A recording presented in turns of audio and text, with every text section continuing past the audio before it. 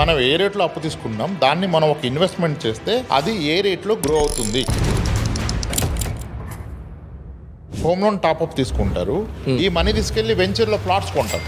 Okay, ఈ top up loan interest ఎంతకు వచ్చింది? అసలు ఆ వెంచర్ ఎక్కడో కొంటే లాంగ్ అంత పెరుగుతుందా? అది పెరిగినా రేపు అవసరానికి అమ్ముడుపోతుందా? అది అమ్మితే ట్రాన్సాక్షన్లో క్యాష్ ఎలా వస్తుంది? Is it all in to account? మీరు బ్యాంకర్ని మోసం చేస్తే మీరే మోసపోతారు. అప్పు అనేది లేకుండా, డెట్ అనేది లేకుండా, ఈఎంఐ లేకుండా అసెట్స్ బిల్డ్ చేయడం అనేది that's a very delayed process. అసలు ఈ ప్రపంచంలో బ్యాంకర్ కాకుండా ఎవరైనా మనకు 1 crore అప్పు ఇచ్చి నెలకి 75,000 వడ్డీగా తీసుకుంటారా? Any regulated investment beyond 12% is not possible ఈరోజు.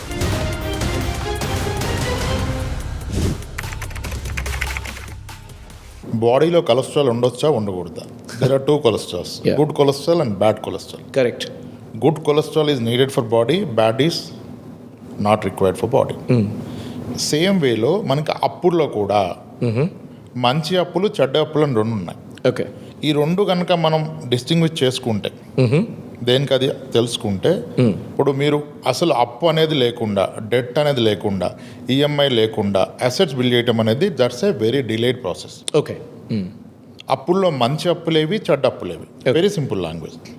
మీరు ఒక అప్పుని మంచిది చెడ్డది అనాలంటే పర్పస్ ఆఫ్ అప్పు ఏంటి, దేని నిమిత్తం మీరు అప్పు చేశారు, ఓకే, ఆ అప్పు చేసిన అమౌంట్ మీ కొరకు ఎంత రేట్లో పనిచేస్తుంది, మీరు ఆ అప్పుని ఎంత రేట్లో పట్టుకొచ్చారు. Okay, just to simplify I will give an example please. Let's, నేను ఒక బ్యాంక్లో ఒక 10 lakhs ఫిక్స్డ్ డిపాజిట్ చేశాను. బ్యాంకర్ నాకు అగ్రి చేశారు, 7% పర్ ఇయర్ నేను మీకు ఇంట్రెస్ట్ ఇస్తానని చెప్పారు. ఓకే, నాకు ఆర్బీఐ రెగ్యులేటరీ ఉంది, సెక్యూర్డ్, నా మనీ గ్యారంటీ 7% వస్తుంది అని చెప్పి నేను పెట్టాను. ఆ 7% నాకు ఇవ్వాలంటే బ్యాంకర్ ఆ మనీని ఏం చేస్తాడు, ఇంటర్న్ అతను వేరే వాళ్ళకి లోన్గా ఇస్తాడు. అతను వేరే వాళ్ళకి 7%కే ఇస్తే అతను నాకు 7 ఇవ్వలేడు.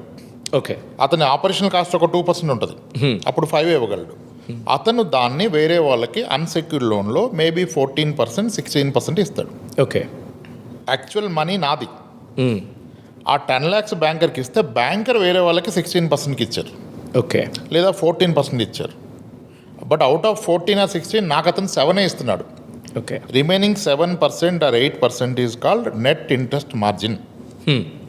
This is what the principle banks or NBFCs are working. Okay, so higher net interest margin is a better company. అందుకనే మీరు చూస్తే షేర్ ప్రైస్ ఎన్బిఎఫ్సిస్ కాస్త ఎక్కువగా పెరుగుతుంది, అంటే దే ఆపరేట్ అంటే higher margin. Right, yes sir. Same logic మనం కూడా మన అప్పుకి, ఇన్వెస్ట్మెంట్కి అప్లై చేయాలి. బ్యాంకర్ ఏ రేట్లో మన దగ్గర తీసుకున్నాడు, ఏ రేట్లో ఇస్తున్నాడు. ఓకే, సిమిలర్లీ మనం ఏ రేట్లో అప్పు తీసుకున్నాం దాన్ని మనం ఒక ఇన్వెస్ట్మెంట్ చేస్తే అది ఏ రేట్లో గ్రో అవుతుంది. ఓకే, ఓకే, కదా.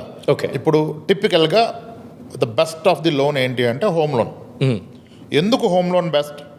ఈరోజు మనకి banker is giving home loan at 7.35%. Okay, CIBIL ప్రాపర్గా ఉంటే 7.35 నుంచి స్టార్ట్ అవుతుంది. Some banks are offering 7.25 also. Okay, let us ఇప్పుడు ఒక 1 crore హోమ్ లోన్ నేను తీసుకుంటే 20 years టెన్యూర్ పెడితే నాకు వచ్చే ఈఎంఐ సమ్వేర్ అరౌండ్ 78,000 వస్తుంది. Okay, I borrowed 1 crore, but what I'm paying 78,000 rupees per month. Okay, first point. అసలు ఈ ప్రపంచంలో బ్యాంకర్ కాకుండా ఎవరైనా మనకు 1 crore అప్పు ఇచ్చి నెలకి 75,000 వడ్డీగా తీసుకుంటారా? ఓకే, తీసుకోరు. 75-78. కానీ ఇక్కడ ఆ 75-78లో నేను అసలు ప్లస్ వడ్డీ కడుతున్నాను, అండ్ ప్రాపర్టీలో నేను స్టే చేస్తున్నాను.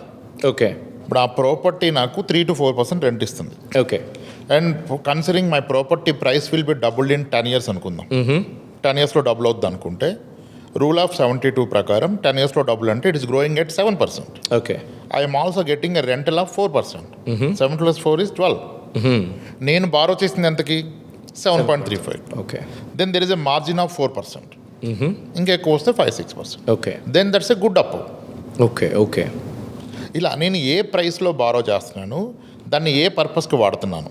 ఇప్పుడు క్రెడిట్ కార్డ్ మీద తీసుకొని చేస్తున్నాను అనుకోండి, if I'm not paying a minimum balance and convert in to EMI, that is rents out 40 to 50%, 40 to 46%. Then there is no logic. Until unless it is an emergency purpose health reasons వల్ల వాడితే తప్ప credit card మీద తీసుకొని invest చేయడం no meaning. Okay. So any regulated investment beyond 12% is not possible ఈరోజు. Okay. ఈరోజు కాదు, ఏ రోజు not possible. Okay. Okay. So మీరు పర్పస్ అప్పు ఎందుకు తీసుకున్నారు, ఆ డబ్బు ఎక్కడ ఇన్వెస్ట్ చేశారు, ఆ ఇన్వెస్ట్మెంట్ ద్వారా మీకు ఎంత వస్తుంది అనేది డిసైడ్ చేస్తుంది. ఓకే. ఇప్పుడు నేనే 1 crore అక్యుములేట్ చేసి హౌస్ కొనాలంటే maybe a better investment in equity, ఒక index fund or a good fund growing at 12, parallelly property is also growing at 12. Okay. I will never able to meet. అదే నేను property కొని దాన్ని pay చేసుకోవడం best కదా. Okay. So it's all depends. మంచి అప్పు, చెడ్డ అప్పు. మంచి అప్పు is which comes at a lower interest rate. Housing loan, house top-up loan, gold loan, okay. Anything where you are getting as less rate of interest. Okay. Maybe education loan కూడా future గురించి. Education loan, home loan, gold loan are the good loans. Okay. Okay. Bad loans? Bad loan, the worst loan is credit card loan. Okay. And a personal loan at a high rate of interest. Sometimes people get confused between fixed interest, floating interest and all. Okay. Okay. Flat interest rate is some misleading thing. People don't understand all these. But anything at the bottom you need to see anything beyond 12% interest is a bad loan. Okay. Simple logic. Beyond 12% is a bad loan.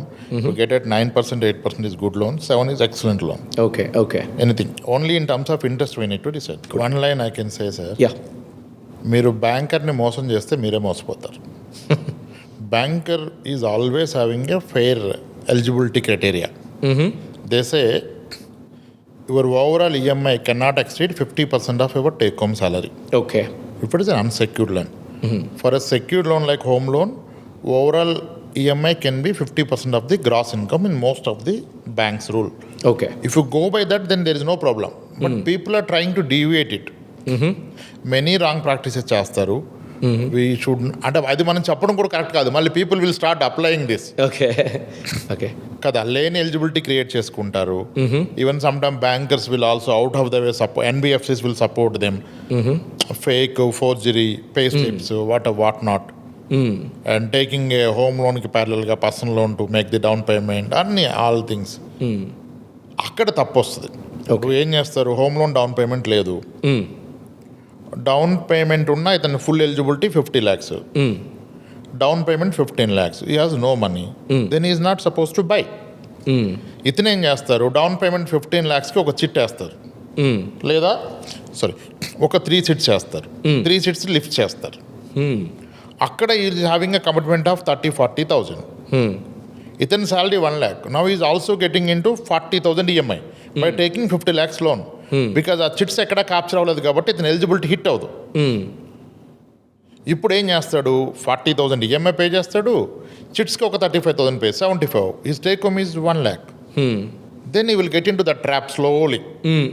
You will not be able to manage, month అవ్వదు, then you will try to take some more hand loan. అక్కడ problem వస్తుంది. To go by bank rule, whatever is your eligibility for the same purpose. Because చాలా మంది తెలవదు ఏంటంటే, you are not allowed to do trading with your personal loan. That is there in the personal loan agreement. But how many people follow? మీ పర్పస్కి తీసుకున్న loan పర్పస్కే వాడాలి. ఇప్పుడు I see lot of people home loan top up తీసుకుంటారు, ఈ money తీసుకెళ్ళి వెంచర్లో plots కొంటారు. ఓకే. అండర్స్టాండ్? ఈ టాప్అప్ లోన్ ఇంట్రెస్ట్ ఎంతకు వచ్చింది, అసలు ఆ వెంచర్ ఎక్కడో కొంటే లాంగ్ అంత పెరుగుతుందా, అది పెరిగినా రేపు అవసరానికి అమ్ముడుపోతుందా, ఓకే, అది అమ్మితే ట్రాన్సాక్షన్లో క్యాష్ ఎలా వస్తుంది, is it all in to account, if not in cash how, దాని మీద అప్లికేబుల్ ట్యాక్స్ ఎంత, అది ఎంత వైలేషను, అదేం ఆలోచించరు. ఓకే. ఇలా ఎలిజిబిలిటీ ఉందని తీసుకుంటారు, పర్పస్ క్లారిటీ ఉండదు. ఓకే. అక్కడ people get in to big trouble for the life. ఈ రోజు morning I was talking to a customer, ఈ కేస్ స్టడీ మీకు అర్థమవుతుంది. Please. Just 1 hour back. Please. This client send me a message last night. Sir, నేను నా apartment అమ్మాలనుకుంటున్నాను, హైదరాబాద్ నిజాంపేట్లో apartment అన్నారు. ఐ సెడ్ రేపు మార్నింగ్ 9 o'clock మాట్లాడదామన్నా. He called me at 9:15. Is an IT employee. Sir, apartment 48 lakhs వస్తుంది, నేను అమ్ముతాను అన్నారు. 18,000 రెంట్ వస్తుంది, నేను అమ్ముదాం అనుకున్నాను అన్నారు. నేను అన్నాను, అపార్ట్మెంట్ తప్ప మీకేమైనా ఉందా? ఒక స్థలం ఉంది సార్. Okay. పర్ఫెక్ట్. మరి స్థలం అమ్మకుండా అపార్ట్మెంటే ఎందుకు అమ్ముతున్నారు? బికాస్ ఇది రెంట్ ఇస్తుంది, అది ఏమి ఇవ్వట్లా. లేదు సార్, ఆ స్థలం రేపు గ్రేటర్ అయితే ఆ city, particular city, I don't want to name, అప్పుడు పెరిగిపోద్ది. ఓకే. ఓకే సార్, ఇది కాకుండా మీకు ఇంకా ఏం లోన్స్ ఉన్నాయి, అసలు అమ్మాల్సిన అవసరమే వచ్చింది సార్, జాబ్లో టెన్షన్ అయిపోతుంది, సో ఇది అమ్మితే ఆ ఫండ్స్ అవైలబుల్ ఉంటే టెన్షన్ ఉండదు కదా, అందుకని అమ్ముదాం అనుకుంటున్నాను అన్నాడు. ఇంకా ఏమున్నాయి సార్ లోన్స్? ఒక ఫ్లెక్సీ లోన్ ఉంది, బజాజ్ ఫ్లెక్సీ లోన్. ఎంత లోన్ ఉంది? 19 lakhs అవుట్ స్టాండింగ్ ఉంది. దాన్ని ఏం చేశారు? ఎందుకు తీసుకున్నారు? ఈ ప్లాట్ కొంటాను కంటే కాదు సార్ అన్నాడు. మరి ఎందుకు తీసుకున్నారన్న? నేను ముందు పర్సనల్ లోన్ తీసుకొని ప్లాట్ కొన్నాను, దాని ఈఎంఐ డిఫికల్ట్ అయితే ఫ్లెక్సీ లోన్ తీసుకొని అది క్లోజ్ చేశాను. At the end purpose is నువ్వు తీసుకుంది ప్లాట్కే. ఓకే. ప్లాట్కే తీసుకున్నావు, పర్ఫెక్ట్. Yes sir. మరి ఎందుకు ప్లాట్ అమ్మకుండా మీరు ఫ్లాట్ అమ్ముతున్నారు? Flat is giving you rent, 18,000 rent ఇస్తుంది పర్ మంత్, అది ఏమి ఇవ్వట్లేదు కదా సార్. ఆ ప్లాట్లో ఫ్యూచర్లో మా వైఫ్ స్కూల్ పెడుతుంది అన్నారు. ఓకే, ఫ్యూచర్లో స్కూల్ పెడతాం, పర్ఫెక్ట్. కానీ ఈ ప్లాట్ని అలాగే ఉంచితే అది ఎంత పెరుగుతుంది? 6 yearsలో డబుల్ అవుతుంది అనుకుంటే 12%. బట్ మీ అపార్ట్మెంట్ కూడా 12 పెరుగుతుంది కదా. అండ్ మోర్ ఓవర్ ఇది నీకు రెంట్ ఇస్తుంది. I put a simple word, మీకు డబ్బు అవసరం ఉంటే పాలు ఇచ్చే బర్రెని అమ్మాలా, పాలు ఇవ్వని దున్నపోతుని అమ్ముకోవాలా? Okay. This is where your milking and making money. Okay. అది ఎందుకు అమ్ముతారన్న? లేదు సార్, అది ల్యాండ్ పెరుగుతుంది కదా. ఎంత పెరుగుతుంది? ఇది క్వశ్చన్. పెరుగుతుంది కాదు. ఓకే. నువ్వు ఫ్లెక్సీ లోన్ 13.75లో తెచ్చావు, ఇది 13.75 పెరుగుతుందా? లాస్ట్ 4 yearsగా 2-3% పెరిగింది. Okay. Net interest margin. And ఫ్యూచర్లో పెరుగుతుంది. ఫ్యూచర్లో అగ్రెసివ్గా పెరిగితే ఎంత పెరుగుతుంది? 6 yearsలో డబుల్ అవుతుంది, which is nothing but 12%. But your borrowing money at 13.75. Then that's the wrong one. అది పంపాలి. ఈ రెంట్ ఇస్తున్న దాన్ని ఎందుకు పంపుతారంటే, సార్ దాంట్లో ఒక లిటిగేషన్ ఉంది, ఇప్పుడు అమ్ముడు పోదు అన్నాడు. That's the whole point. ఎందుకు హైడ్ చేస్తున్నావు? ఓకే. ఏది దాచకూడదు కదా. ఎందుకు హైడ్ చేస్తున్నావు అంటే, ఈ రోజే అమ్మలేవు, ఓకే, అంటే ఫ్యూచర్లో ఇంకా అమ్మలేవు. I said my recommendation is ఎలాగైనా దాన్ని అమ్ము, దీన్ని అమ్మకు, డిస్కౌంట్ రేట్లో అమ్ము, ఎందుకంటే దానికి నువ్వు హ్యూజ్ ఇంట్రెస్ట్ పే చేస్తున్నావు. ఇది నీకు ఇన్కమ్ ఇస్తుంది 18,000. మోర్ ఓవర్ దానిపైన లిటిగేషన్ ఉంది, అది నువ్వు సాల్వ్ చెబితే ఎవరు సాల్వ్ చేస్తారు? You solve that. ఓకే. రేపు నీకేమన్నా అయితే ఎవరు సాల్వ్ చేస్తారు? దీన్ని ఉంచు. నీకు అది లేదు, టెన్షన్ ఉంటే ఇది అమ్మని చెప్పేవాడిని. కానీ ఇప్పుడు నువ్వు అది అమ్మటం కరెక్ట్. ఓకే. అంటే ఒక వ్యక్తికి అతనుకున్న అన్ని అసెట్స్ని మనం వాలిడేట్ చేశాకే ఒక రికమెండేషన్ ఇవ్వగలుగుతాం. ఇప్పుడు అతని కేసులో అతనికి అర్థమైపోయింది. ఓకే. ఆయన అంటాడు మళ్ళా, సార్ ఇప్పుడు ఇది మనం కొన్నాక ఇట్స్ బీన్ 10 years, 22 lakhs కొన్నాను, ఇప్పుడు 48 lakhs దాకా వస్తుంది, ఇంకా పెరగదు కదా అన్నాడు. I said who told you పెరగదని? ఓకే.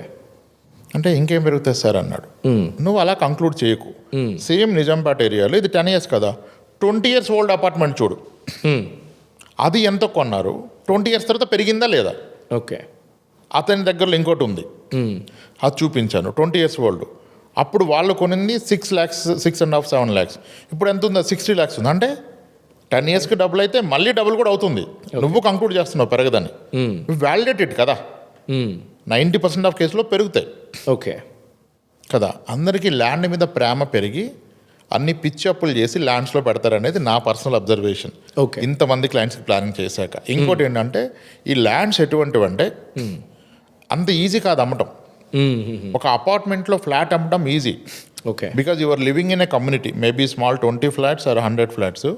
వన్స్ యూ అది గ్రూప్లో పోస్ట్ చేస్తే వాట్సాప్లో ఎవరో ఒకరు వస్తారు, మా సిస్టర్ కావాలి, మా బ్రదర్ ఇన్లాకి కావాలి, మా కో బ్రదర్ తీసుకుంటాడని. కానీ మీరు ఒక ఎక్కడో దూరంగా స్థలం కొంటే ఎవరికి పోస్ట్ చేస్తారు? ఓకే. ఓకే. అది అంత ఈజీ ట్రాన్సాక్షన్ కాదు. సో అట్ ద ఎండ్ మన ప్రతి ఆస్తి మన కోసం పనిచేయాలి, మనం దానికోసం పని చేయకూడదు. ఓకే. ఇప్పుడు ఈ అపార్ట్మెంట్ ఫ్లాట్ మీకోసం పనిచేస్తుంది, కానీ ఆ ప్లాట్ కోసమే మీరు పనిచేస్తున్నారు. 13.75లో లోన్ తీసుకొని పే చేసి అది లిటిగేషన్లోకి వెళ్తాయి. Okay. Okay. This is the point. ఇట్లా కేస్ టు కేస్. ఓకే. అది మొత్తం విన్నప్పుడు మాత్రమే మనం చెప్పగలుగుతాం.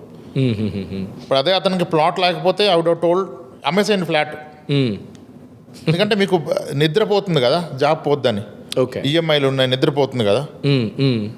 సో అది అమ్మితే లోన్స్ క్లోజ్ చేయగా ఒక 25 lakhs ఉంటే, having 25 lakhs in our pocket without having an EMI is like having ఒక 3-4 years in pocket. Okay. Okay. అది చాలా ధైర్యాన్ని ఇస్తుంది. అది సో ఇట్లా కేస్ టు కేస్. నేనేమంటానంటే 25,000 salary, married, having family invest చేయొద్దు. Okay. Should increase your income. Should look at the ways to increase your income. ఇప్పుడు ఇన్కమ్కి లిమిట్ లేదు సార్, స్పెండింగ్కి లిమిట్ ఉంది. Correct. Even me can't spend 10 lakhs in Bengaluru today. Maybe లావిష్గా 3-4 lakhs, కొంచెం okay 1.5 lakh. But spending 20 lakhs is not that easy అంటే పిచ్చి పనులు చేస్తే తప్ప. ఓకే. కానీ earning 20 lakhs, there are many clients. Okay. I do have clients from Bengaluru doing 14 lakhs per month SIP. ఓ, అంటే how much easy making? ఇంకా ఎక్కువ కూడా ఉంది కరెక్ట్ కదా. అంటే మీకు ఎర్నింగ్కి లిమిట్ లేదు, స్పెండింగ్కి లిమిట్ ఉంది. If you only focus on investing the same limited money, you will remain there. Okay. మీరు ఎలా మిమ్మల్ని మీరు అప్గ్రేడ్ చేసుకుంటారు? How will you jump from 20,000 to 50,000 per month? Okay. Then after 50,000 to 1 lakh. Okay. అప్పుడు maybe you can start investing a decent money. Okay. ఇంత low సాలరీలో కూడా investment చూస్తే your compromising on your lifestyle. Okay. That leads to several problems. ఇప్పుడు 20,000 జీతంలో నేను 10,000 invest చేసి, లేదా 8-12,000 ఫ్యామిలీ ఫీడ్ చేస్తే మేబీ న్యూట్రిషన్ ఫుడ్ కూడా ఇవ్వలేరు మీరు. దాని complications are going to big. Okay. So all the lower salary people, I tell them, మీరు మీ కెరియర్ అప్స్కిల్లింగ్ మీద, ఇన్కమ్ ఇంక్రీజ్ మీద ఫోకస్ చేయండి. ఓకే. మేబీ రీలోకేట్ అవ్వండి అని చెప్తాను నేను. I see lot of people when I travel. Even last week నేను దుబాయ్ వెళ్ళాను. సో అక్కడ delivery boy is sending 85,000 to his home. Okay. Delivery boy అంటే మీరు ఏదైనా ఇన్కమ్ పెంచుకోవాలి. మీరు ఇదే సరౌండింగ్స్లో, ఇదే సర్కమ్స్లో ఉంటే you will never be knowing కదా. That's where I recommend people, మీరు ట్రావెల్ చేయండి, రీలొకేట్ అవ్వండి, ఇండస్ట్రీ చేంజ్ అవ్వండి. But objective is getting in to decent salary.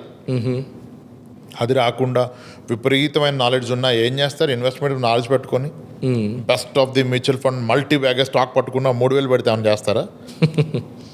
So మీ యొక్క ఇన్కమ్ పెంచుకోవడమే మీ ప్రథమ కర్తవ్యం. ఓకే. దాని మీద లోయర్ ఇన్కమ్ వాళ్ళకి ఇదే చెప్తాను నేను ఎప్పుడు. దాంట్లో మీరు 30 పెట్టండి, నో ఐ డోంట్ టెల్. ఇప్పుడు 20,000 శాలరీలో ఒక హెల్త్ ఇన్సూరెన్స్ ఎడ్యుకేట్ తీసుకోగలడా? టర్మ్ ఇన్సూరెన్స్కి ఎలిజిబిలిటీ లేదు అంటే is money is never protected. ఇంకోళ్ళకి ఇన్సూరెన్స్ ఒకటే రక్ష, నో ఇన్వెస్ట్మెంట్. 20,000 శాలరీలో ఒక వైరల్ సీజనల్ ఫీవర్ వచ్చి హాస్పిటలైజ్ అయితే ఒక 2 lakhs అయిపోద్ది బెంగళూరులో 40sకి వెళ్తే. ఓకే. సరే, నార్మల్ హాస్పిటల్కి వెళ్ళినా 30,000 అవుతుంది. 30,000 is 1 year saving. Okay. So అతను ఇన్సూరెన్స్ మాత్రమే తీసుకోవాలి, ఇన్వెస్ట్మెంట్ చేయకూడదు. ఒక డీసెంట్ శాలరీకి రిక్వైర్డ్ స్కిల్ అప్గ్రేడ్ చేయటం కానీ, మీరు రీలోకేట్ అయ్యి వేరే దగ్గర పనిచేయటం కానీ చేయాలి. Banker will give exact me leverage ఎంతో చెప్తారు, eligibility. Don't deviate, that's perfect. Okay. అయినా ఇల్లు కూడా ఉండటానికి ఒక ఇల్లు వరకే ఈ లెవరేజ్ వాడుకునేది. యాజ్ అన్ ఇన్వెస్ట్మెంట్ వాడుకోవటం మేబీ అంత కరెక్ట్ కాదు. ఓకే. మేబీ ఎఫెక్టివ్ రిటర్న్ మీరు ప్రాపర్టీ కొంటే 12% వచ్చినా the challenge is liquidity, partial liquidity. Correct. అందుకని having one house for your consumption is okay on loan. But investment house on loan, you need to think several parameters. For only looking at investment in real estate, first property untaniki నాకు eligibility ఉంది commercial, then indirectly you are becoming overweight in real estate. Okay. People are not just overweight, people are obese class 3 in real estate. అంటే ఒక వ్యక్తి very disciplined, loans మీదే తీసుకుంటున్నాడు, close చేస్తున్నాడు, మళ్ళీ కొంటున్నాడు. At the end ఈ built 8 crores of net worth. Where is his 8 crore? In real estate. Be it commercial, be it residential, be it commercial plot 30-40 plot కదా. Okay. అంతా ఎక్కడుంది? రియల్ ఎస్టేట్ ఉంది. నేనేమంటానంటే having everything in real estate. మీ ఆస్తి అంతా real ఎస్టేట్లో ఉంటే మీరు సముద్రం మధ్యలో నుంచొని నాకు చుట్టూరు నీళ్లున్నాయి, I have abundance of water అనుకుంటున్నారు. The point you are missing is you don't have a drinking water. Okay. 8 crores ఇది అసెట్. రేపు జాబ్ పోయింది, you can't liquidify, you can't liquidate, you can't take a loan against it also. Property మీద loan ఇవ్వాలంటే కూడా you should prove that you have an income source to repay. That's a big problem కదా.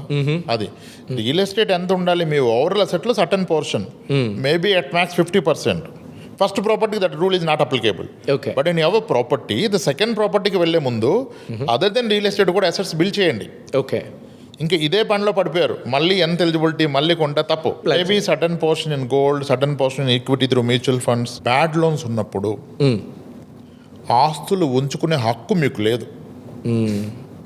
Okay. చాలామంది ఆస్తిని అమ్మమంటే ఎఫెండ్ అయిపోతారు. No, పరువు society అంటారు. No, ఈ సొసైటీ ఏది రేపు మీకు ఇబ్బంది వస్తే మిమ్మల్ని ఆదుకోదు. అప్పు ఉన్నవాడికి చెడ్డ అప్పు, హై ఇంట్రెస్ట్, ఆస్తి ఉంచుకునే హక్కు లేదు. ఓకే. ఈరోజు మీరు అప్పులు ఉంచుకొని ఆస్తి ఉంచుకుంటే అప్పులు ఎక్కువ రేట్లో పెరుగుతున్నప్పుడు ఒకరోజు ఆస్తులు మొత్తం అమ్మితే కూడా అప్పులు తీరవు. ఓకే. చాలామంది దొప్పుకోరు. నో సార్, నేను అమ్మితే నా పరువు పోద్ది అంటాడు. పరువు కాదు, రేపు ప్రాణాలు పోతాయి, ఆస్తులు మొత్తం పోతాయి. అప్పు ఉన్న వ్యక్తికి ఆస్తి ఉంచుకునే హక్కు లేదు. ఓకే. ఇప్పుడు నేను 2 రూపీస్ ఇంట్రెస్ట్కి బారో చేసే స్థితులు ఇంకా ఉన్నాయి. ఇతను ఒక స్థలం కొన్నాను అంటాడు, అదేమో 8-9% పెరగదు, ఇదేమో 24% వడ్డీ. లాజిక్ ఎక్కడుంది? Okay. Emotion has to be on people, okay, not on assets. Okay. But the problem, మనం ఆస్తుల్ని ప్రేమిస్తున్నాం, మనుషుల్ని వాడుకుంటున్నాం. ఓకే. ఆస్తుల్ని వాడుకోవాలి, ఓకే. ఆస్తులు మన కోసం పనిచేయాలి కదా. ఓకే. కానీ రివర్స్లో చేస్తున్నాం. ఆ ఆస్తులు అప్పులు తీర్చడానికి మనం పని చేస్తున్నాం. దీంట్లో స్ట్రెస్లోకి వెళ్ళిపోయి జనాలు రిలేషన్ పాడు చేసుకుంటారు. Okay. They become angry an people. చెప్పరు, నా టెన్షన్స్ నాకున్నాయి, ఈఎంఐస్కే సరిపోవట్లేదు, ఎవరు పెట్టుకోమన్నారు? నేను higher rate of interest loans first చెల్లించాను. Okay. The best way is, if at all మీకు హౌస్ ఉండి హోమ్ లోన్ ఉంటే దీని మీద టాప్అప్ తీసుకొని అన్ని లోన్స్ క్లోజ్ చేయండి. ఎందుకు? హోమ్ లోన్ టాప్అప్ అట్ 8% వస్తుంది. ఓకే. ఈరోజు 8.25. అంటే ఎగ్జిస్టింగ్ హౌస్ ప్రాపర్టీ మీద టాప్అప్ తీసుకోవడం. Loan okay. తీసుకొని అన్ని క్లోజ్ చేయండి. ఎందుకు ఇలా చెప్పాను? ఇప్పుడు మీరు ఒక 15 lakhs లోన్ తీసుకుంటే 15 years టెన్యూర్ పెడితే you will ask you to pay only 15,000 EMI okay. At 8.25. So మీ బర్డెన్ తగ్గింది కదా. అదే మీరు 15 lakhs పర్సనల్ లోన్ తీసుకుంటే you suppose to pay 35,000 EMI. Okay. And దీనికి ప్రీ క్లోజింగ్ ఛార్జ్ లేదు. ఇవ బారోయింగ్ అంటే less interest, okay. 8.25, 8.5, and pre closing charge లేదు. As a loan 20 years more, burden on you is less. అప్పుడు ఏమవుతుంది? ఇప్పుడు నేనేమంటే, in case someone is in tension, job పోతుంది, difficult times వచ్చింది, మేబీ నెక్స్ట్ మంత్, మేబీ ఆ next month అనుకుంటే immediate you take a top up loan or home loan. Okay. Okay. ఒక 20 lakhs put it in our savings account or liquid mutual fund.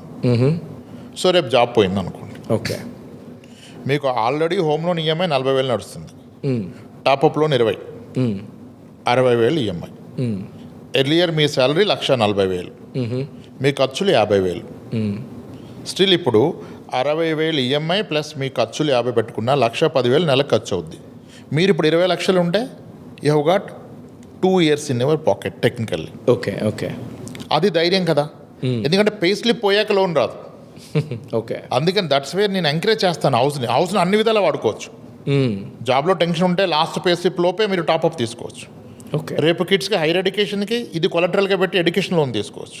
Okay. మీరు business start చేస్తే దీన్ని కొలటరల్గా పెట్టి OD loan తీసుకోవచ్చు. Okay. Because as a good property house. నేను అందుకనే house loan encourage చేస్తాను. ఓకే. హౌస్ లోన్ తీసుకుంటే జాబ్ పోతే ఎలా పే చేస్తానంటే, నో, హోమ్ లోన్ తీసుకొని ఒక 3 years తర్వాత జాబ్ పోతే హోమే నిన్ను బ్రతికిస్తుంది నెక్స్ట్ 2 years. ఓకే. బోత్ ఆ ఈఎంఐ పే చేయడానికి, లైవ్లీహుడ్కి, బై టేకింగ్ అడిషనల్ లోన్. యూఎస్లో మనకు హోమ్ ఈక్విటీ లోన్ ఉంటుంది, హోమ్ ఈక్విటీ మేనేజ్ చేస్తారు. ఇప్పుడు నీ షేర్ ఎంత, బ్యాంకర్ షేర్ ఎంత, they will any time give you the equivalent portion to the home equity. Home లోన్కి eligibility banker will give you. Okay. Okay. Okay. మీకు ఇప్పుడు కొన్ని బ్యాంక్స్లో ఒక ఆప్షన్ ఉంది, ప్రాపర్టీ నాట్ ఎట్ సెలెక్టెడ్ కింద కూడా మీకు లోన్ ఎలిజిబిలిటీ ఇస్తాడు. ఓకే. అంటే మీ ఫైనాన్షియల్ ఎలిజిబిలిటీ లెటర్ ఇస్తాడు, pre sanction letter, based on your personal financial eligibility. Okay. దానికి ఒక 5,000, 3,000 ఫీ తీసుకుంటారు. మీరు అప్లై చేస్తే కొన్ని banks are still giving pre approved home loan, okay, not the personal loan. Okay. Okay. He will give you eligibility. That's where you get to know. నీకు all I can give you is 60 lakhs eligibility అని చెప్పారు. Okay. ఇప్పుడు మీరు చూడాల్సిన property ఎంత ఉండాలి? ఆ రేంజ్లో ఉండాలి. ఆ రేంజ్లో ఉండాలి. అంటే 20% మళ్ళీ డౌన్ పేమెంట్ చేయాలి కదా. ఓకే. సో లోన్ ప్లస్ 20% అది మీ ఎలిజిబిలిటీ. ఓకే. అండ్ ఈ 20% ఫండ్స్ మీ దగ్గర అవైలబుల్ ఉండాలి. మళ్ళీ ఈ 20 నేను బారో చేస్తే difficult, you are getting in to again trouble. Brand partnerships and advertising enquiries కోసం brand@bosswala.com కి ఈమెయిల్ చేయండి లేదా 9108014192కి వాట్సాప్ చేయండి. Bosswala. Be the boss.